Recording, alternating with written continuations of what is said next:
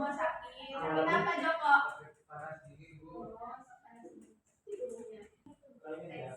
Hari ini kita akan membahas materi tentang teks eksposisi.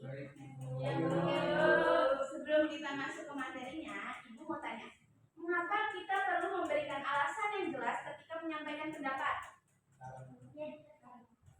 Nah, agar dipercaya oleh si pembaca kita.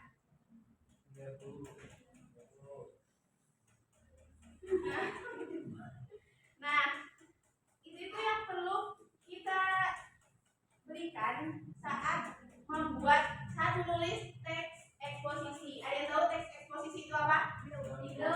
Tahu. Jadi teks eksposisi itu adalah teks yang bertujuan untuk menjelaskan, memaparkan atau memberikan informasi mengenai suatu topik secara jelas, logis dan sistematis kepada pembaca. Nah, strukturnya itu ada yang pertama itu tesis. Coba tolong Samira bacain. Tesis adalah bagian awal teks yang berisi pendapat, pandangan atau gagasan utama penulis mengenai suatu topik.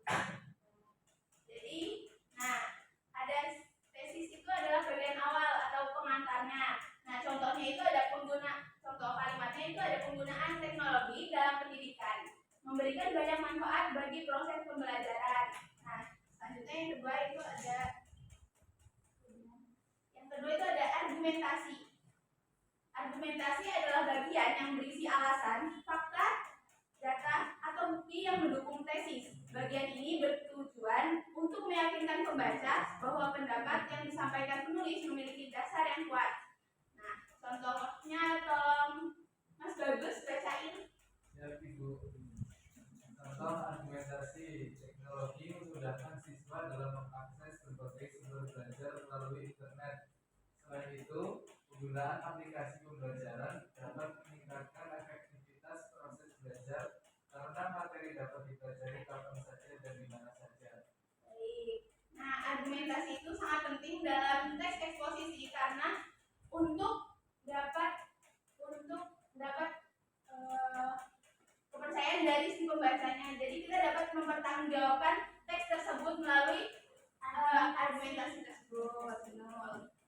Selanjutnya yaitu penegasan ulang. Penegasan ulang adalah bagian akhir teks yang berisi penegasan kembali pendapat penulis berdasarkan argumentasi yang telah disampaikan sebelumnya. Contohnya, Mbak Wafi, tolong dibacain dong. Ya.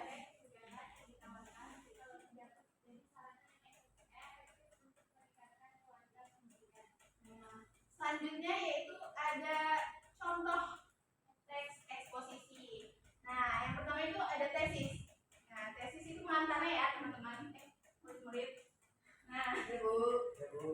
ya. Oh ya Mbak Ulfa bacain keseluruhannya. Penggunaan teknologi dalam pendidikan memberikan banyak manfaat bagi proses pembelajaran. Teknologi memungkinkan siswa memperoleh informasi dari berbagai sumber dengan cepat. Selain itu, berbagai aplikasi pembelajaran membantu siswa memahami materi secara lebih menarik dan interaktif. Guru juga dapat memanfaatkan teknologi untuk menyampaikan materi dengan lebih efektif. Oleh karena itu, penggunaan teknologi dalam pendidikan perlu dimanfaatkan secara bijak agar dapat meningkatkan kualitas pembelajaran. Baik, tepuk tangan buat Mbak Ulfa. Selanjutnya ada ciri kebahasaan teks eksposisi. Yang pertama yaitu menggunakan kalimat fakta. Kalimat fakta adalah kalimat yang berisi informasi yang dapat dibuktikan kebenarannya berdasarkan data atau kenyataan. Contohnya yaitu pada kalimat Indonesia memiliki lebih dari 17.000 pulau.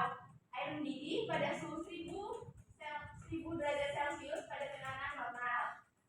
Selanjutnya yaitu ciri kebahasannya itu menggunakan kata hubung logis, yaitu digunakan untuk menunjukkan hubungan sebab akibat, tujuan atau kesimpulan dalam suatu penjelasan. Contohnya Mas Huga bacain contohnya, contoh katanya. Hubung ya, Bu. Ya. Yang pertama itu ada karena, yang kedua sehingga, yang ketiga oleh sebab itu, yang keempat akibatnya, yang kelima maka. Nah, itu mah.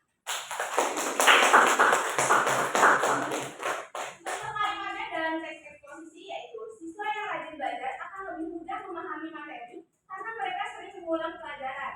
Nah, ada kata Karena nah, selanjutnya, banyak masyarakat membuang sampah sembarangan sehingga lingkungan menjadi kotor. Yang ketiga, curah hujan meningkat.